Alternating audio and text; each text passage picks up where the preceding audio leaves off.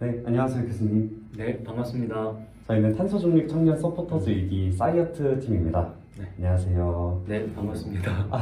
오늘 교수님을 한번 모셔봤는데요. 네. 오늘 초청 네. 답해주신 교수님 정말 감사합니다. 네. 교수님 소개 한번 부탁드려도 될까요? 네. 안녕하세요. 방금 소개를 받은 서울시립대학교 환경공학부의 서명원 교수입니다. 저는 여기 이제 시립대학교 환경공학부에 올해 3월부터 부임을 해서 지금 폐기물 자원순환 관련 강의 및 연구를 진행을 하고 있습니다. 그 전에는 한국에너지기술연구원에서 10년 동안 폐기물 관련된 에너지와 연구들을 수행을 했었습니다. 네, 반갑습니다. 반갑습니다. 네.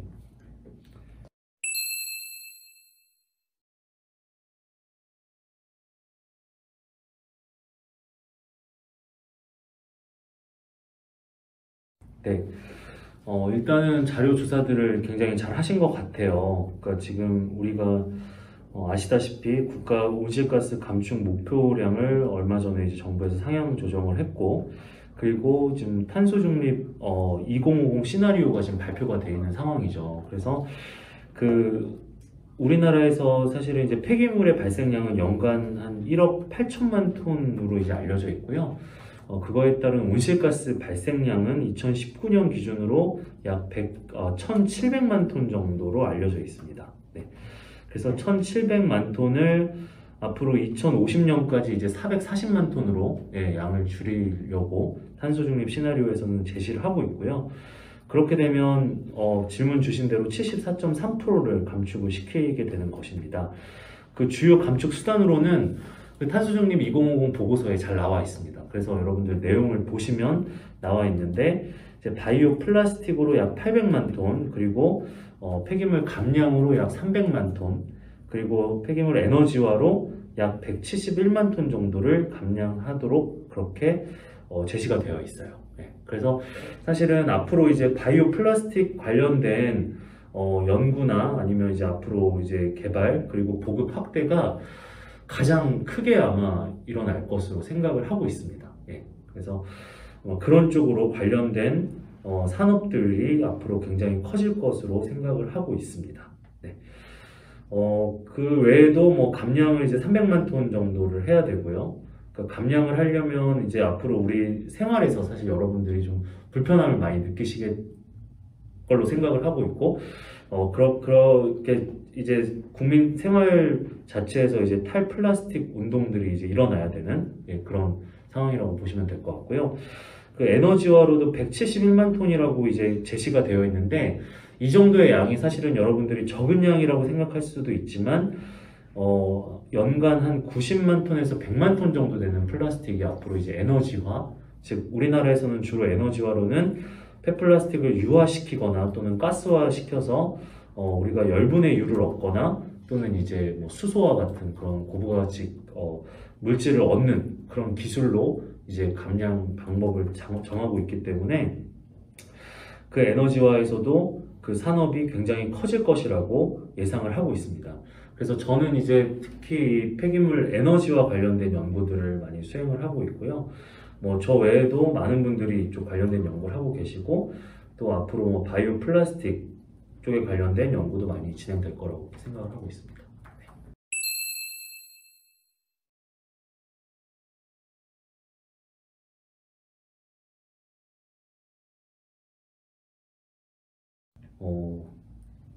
굉장히 이제 원론적인 질문이라고 생각이 되고요.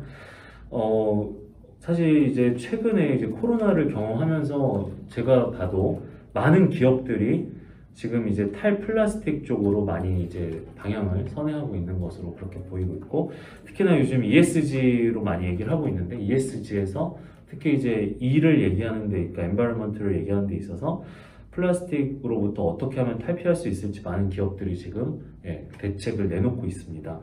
지금 말씀하신 코카콜라 같은 경우에는 폐기물 감축 계획을 발표했지만, 세계 유수의 화학 회사들, 뭐 바스프나 우리가 잘 알고 있는 다우케미컬 같은 회사들은 이제 얼라이언스 포 엔드 유즈 플라스틱이라는 그런 협의체를 만들어서 실제로 지금 가동을 하고 있고, 뭐 태평양에 있는 이제 폐플라스틱 섬이라든지 이런 것들을 처리하고 또는 거기에서 이제 고통받고 있는 뭐 동물들을 구호하거나 하는데 이제 기금을 모아가지고 사실 사용을 하고 있습니다. 그래서 그런 쪽으로 이제 연구를 하고 있는데 어떻게 보면은 이게 사실은 플라스틱을 가장 많이 만들고 있는 회사들이 그런 이제 플라스틱을 종말하기 위한 어떻게 보면 약간 이율배반적인 그런 상황이라고도 볼 수가 있는데 그만큼 시급하다는 얘기라고 생각이 됩니다. 예, 그래서 이런 운동들이 앞으로 더 이제 늘어날 거라고 생각을 하고 있고요.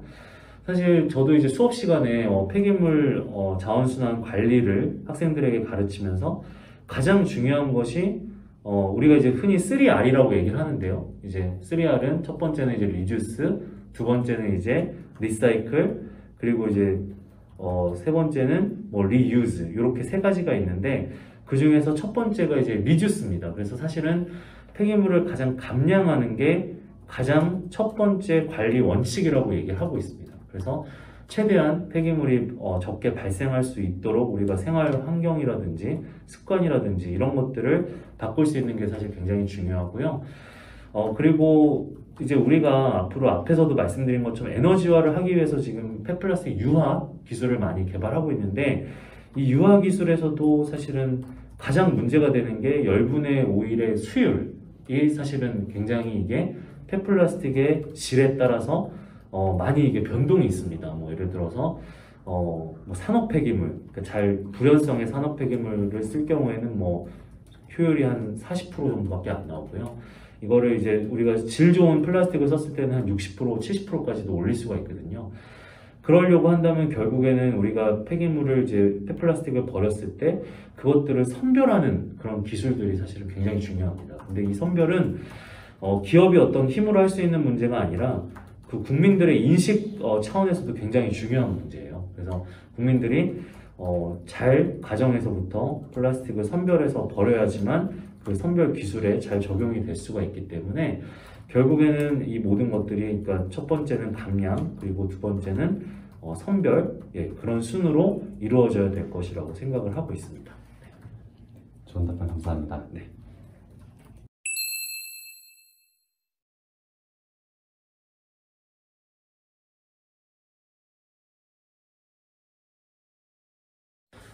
네. 일단은 여러분들이 이제 그 순환 경제에 대한 개념을 잘 아실 거라고 생각을 하고 있고요.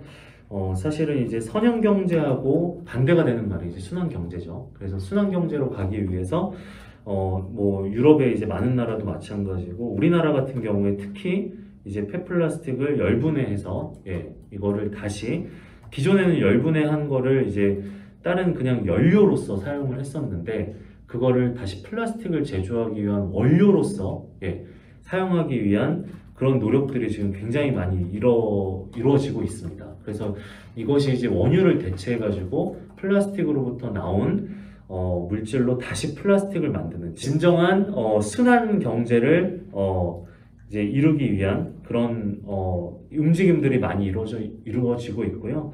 특히 우리나라에서는 그래서 원유 대체 폐플라스틱 열분해라는 이름으로 지금 진행이 되고 있어요. 근데 이게 기존에는 이제 열분해유라는 게 뭐 앞에도 말씀드렸지만 연료로서 사용이 되다가 이거를 다시 이제 어떤 석유화학 물질, 그러니까 플라스틱을 만드는 원료로 사용을 하려고 하다 보니까 법률적으로 해결해야 될 문제들이 굉장히 많이 있습니다. 그래서 실제로 우리가 이제 폐기물을 가지고 뭐 재활용하는 유형으로 이제 폐플라스틱을 열분해서 액상의 오일로 회수하는 활동은 이제 연료로만 사용되는 재활용 유형. 기존에 우리가 이걸 R-9라고 이제 표현을 하고 있어요. 그러니까 폐기물 관리법에서는.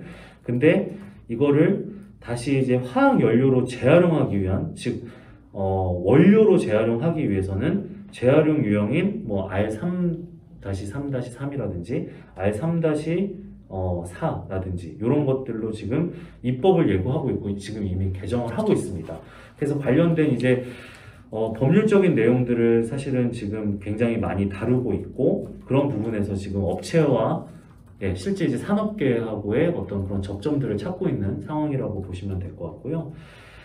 이게 근데 법이 이제 폐플라스틱 열분해유를 다시 원료로 사용하다 보니까 이게 석유화학법하고도 약간 상충되는 점이 있고 그런 부분이 있어서 폐기물관리법하고 석유화학법하고 지금 충돌이 되고 있는 부분에 대해서 많이 지금 논의를 하고 있는 그런 상황이라고 생각을 하시면 되고 지금 입법 예고가 되어 있기 때문에 아마 그런 거에 대해서는 여러분들이 관심을 가지시면은 좀 자세한 내용을 아실 수 있을 것 같고 그리고 사실은 이제 이런 폐플라스틱 열분해유가 이제 직접 여러분들 현장을 방문해 보시면 아시겠지만 어쩔 수 없이 이제 냄새가 난다거나 이게 이제 주민들이 좀 혐오할 수밖에 없는 그런 시설입니다.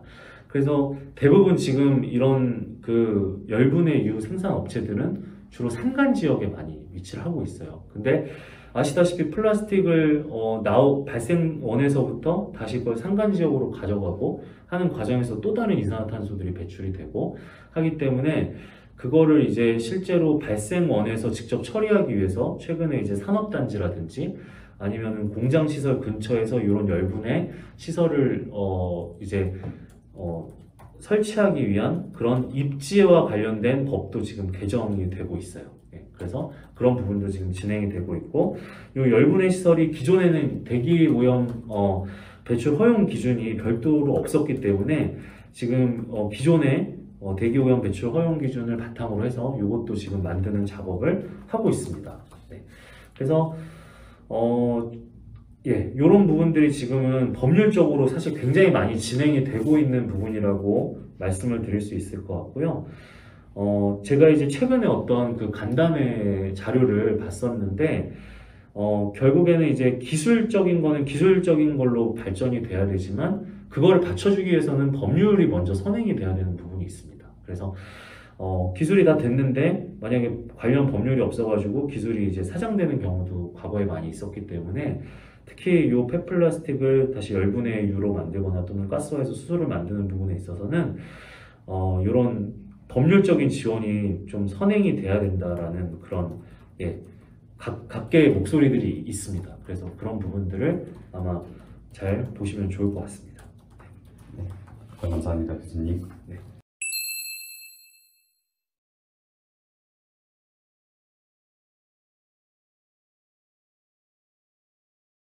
네, 사실은 SRF는 굉장히 좀 민감한 문제라서 그러니까 많은 분들이 이제 많은 다른 의견을 가지실 수도 있지만 이게 이제 수입에 의존해서 플라스틱을 수입해서 SRF를 만들어야 된다라는 거는 이거는 이제 또 현재 상황하고는 약간 좀 상충되는 부분이 좀 있는 것 같습니다. 그러니까 지금 사실은 SRF 가동 시설들이 지금 잘 안 돌아가고 있는 이유 중에 하나는 이제 이 SRF를 이제 주로 사용하게 되는 데가 이제 소각로다 보니까 이제 소각로를 어떤 주민들이 반대한다거나 이제 그런 문제들 때문에 사실은 SRF를 지금 가동해도 SRF 시설을 가동을 해도 이걸 지금 사용하는 곳이 없기 때문에 그런 부분에서 지금 수익성이 안 나오고 있는 부분이 있고요. 그래서 아마 지금 SRF 시설들이 지금 대부분 좀 여러 가지 어려움을 겪고 있는 것으로 이렇게 생각을 하고 있습니다. 사실은 SRF는 굉장히 저 자체로는 그렇게 그러니까 사실은 이제 열화학적인 전환 또는 이제 열적 재활용적인 측면에서는 굉장히 좋은 방법이라고 생각은 합니다. 하지만 기존에 이제 SRF가 주로 이제 연료로 사용이 되다 보니까 그런 이제 품질 기준을 뭐 맞추는 문제라든지 그리고 아까 말씀드렸지만 이제 소각로하고 이제 연계되어 있다 보니까 아무래도 그런 측면에서 조금 국민들의 인식이 좀 안 좋았고 그런 이제 주민 수용성이 좀 낮다라는 그런 문제점들이 있어가지고 그렇긴 한데요. 이 이제 SRF를 이제 결국에는 이제 소각을 해가지고 우리가 열에너지나 이제 전기에너지를 생산을 하게 되는데 최근에 이제 그 국제기구에서 약간 이렇게 소각을 해서 뭐 기존의 열분해나 가스화 공정이 아니라 그런 건 이제 화학적 재활용이라고 얘기를 하고 있고요.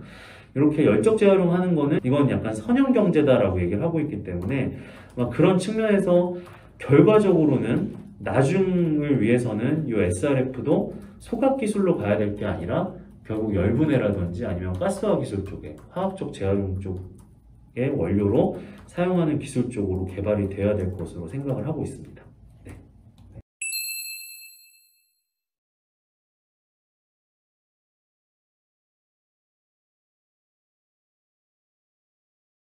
네, 이것도 마찬가지로 좀 민감한 문제라고 생각이 되는데, 그러니까 결국에는 이제 SRF를 만드는 제조업체에서 이 품질 기준을 잘 만족을 시키고 샘플링을 잘 해서 그런 것들을 이제 만족을 시켜야 되는데 아마 그런 부분에서 좀 관리가 안 돼 있었던 부분도 일부 있었던 게 사실이고요.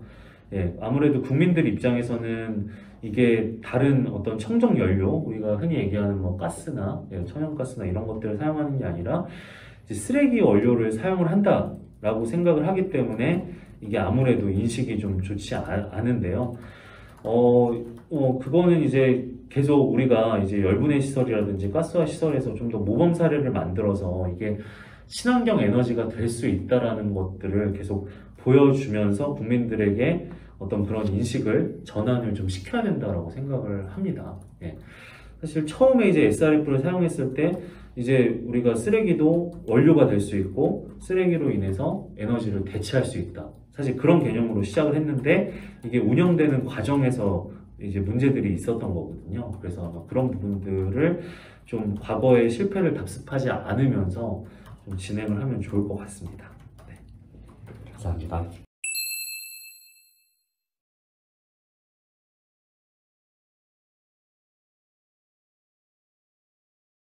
네. 잘 아시다시피 이제 폐플라스틱을 재활용하는 방법에는 이제 물질 재활용 방법하고 이제 화학적 재활용 방법 그리고 열적 재활용 방법 이렇게 세 가지로 나눌 수가 있는데 이제 물질 재활용이 사실은 가장 이상적인 방법입니다. 그런데 여기서도 이제 질문하실 때 쓰셨지만 물질 재활용은 한계가 있습니다. 얘가 이제 계속해서 우리가 뭐 예를 들어서 와싱을 한다든지 해가지고 다시 사용을 한다고 하더라도 이 품질이 계속해서 떨어지기 때문에 이제 물질 재활용으로는 한계가 있고요.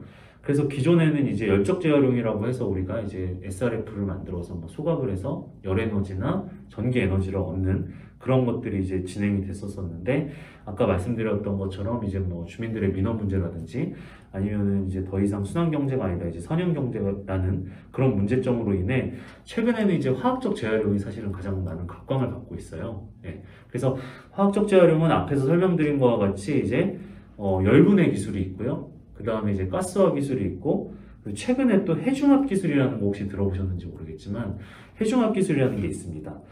해중합 기술부터 먼저 설명을 드리면 이제 페트나 또는 폴리우레탄 같은 물질들에만 사실 사용을 할 수가 있고요. 얘는 우리가 어떤 용매에다가 얘를 집어넣어 가지고 같이 이제 촉매하고 이제 그 고온 고압에서 얘를 이제 다시 원료 물질로 되바꾸는 그런 공정이라고 생각을 하시면 되고요. 최근에 많은 화학 회사들이 이런 쪽 기술을 투자를 하고 있고 외국 기술들을 도입을 하고 있는 상황입니다. 그 다음에 이제 열분해 기술인데요. 열분해 기술은 앞에서 말씀드린 바와 같이 지금 국내에도 한 15군데 정도 되는 업체가 지금 1년에 약 1만 톤 정도 되는 플라스틱을 열분해 기술을 통해서 지금 제조를 하고 있습니다. 그래서 아까 앞에서 말씀드렸던 것처럼 앞으로 이 포션이 점점 뭐 90만 톤, 100만 톤까지 늘어날 거기 때문에 이런 쪽으로 해서 지금 법 개정이 계속 이루어지고 있다라고 말씀을 드렸고 뭐 K 순환 경제의 어떤 주축을 담당할 기술이라고 생각을 하시면 되고요. 사실 이 기술은 굉장히 오래된 기술이긴 합니다. 역사가 굉장히 오래됐는데 그동안에는 대부분 좀 영세한 중소기업들을 기반으로 해서 기술 개발들이 되다 보니까 기술이 계속 좀 이렇게 단속적으로 이루어졌던 게 사실이에요. 근데 최근에는 이제 대기업들이 많이 관심을 가지고 있고 이걸로써 이제 좀 더 스케일업 해가지고 용량을 점점 늘리고 있는 추세이기 때문에 아마 기술 개발도 지금 더 높은 수준으로 이루어질 거라고 생각을 하고 있습니다. 그리고 한 가지 마지막으로 이제 말씀드릴 게 가스화 기술인데요. 이제 이 열분해 기술 같은 경우에는 기본적으로 우리가 약간 단일 재질의 플라스틱을 처리할 수 있는 그런 기술이라고 생각을 하시면 되고 대부분의 근데 우리가 비닐류라든지 포장재라든지 이런 부분들은 혼합 플라스틱입니다. 그래서 그런 혼합 플라스틱을 대량으로 대용량으로 처리할 수 있는 기술이 바로 가스화 기술인데, 이 가스화 기술은 그냥 SRF 형태의 고체를 가스화할 수도 있고, 또는 우리가 열분해유를 만든 다음에 그 열분해유를 다시 고온에서 이제 가스화를 시킬 수가 있습니다. 이 가스화를 시키고 나면 나오는 이제 합성가스라고 하는데, 그건 이제 수소하고 일산화탄소로 구성이 되어 있고요. 그 수소와 일산화탄소를 바탕으로 해서 여러 가지 화학 물질들을 만들 수가 있고, 또 우리가 분리정제 공정을 통해서 고순도의 수소도 생산할 수 있는 어떻게 보면 약간 미래 기술이라고 생각하시면 됩니다. 그래서 이런 쪽 관련해서는 지금 한국에너지기술연구원과 같은 국책기관들이 많이 연구를 하고 있고요. 뭐 고등기술연구원이라든지 한국생산기술연구원, 기계연구원 이런 곳에서 같이 연구를 진행을 하고 있습니다. 아마 지금 기업들과 많이 협력해서 연구를 하고 있기 때문에 빠른 시일 내에 아마 스케일업도 가능하고 기술로서 또 성공하지 않을까 그렇게 예상을 하고 있습니다. 네.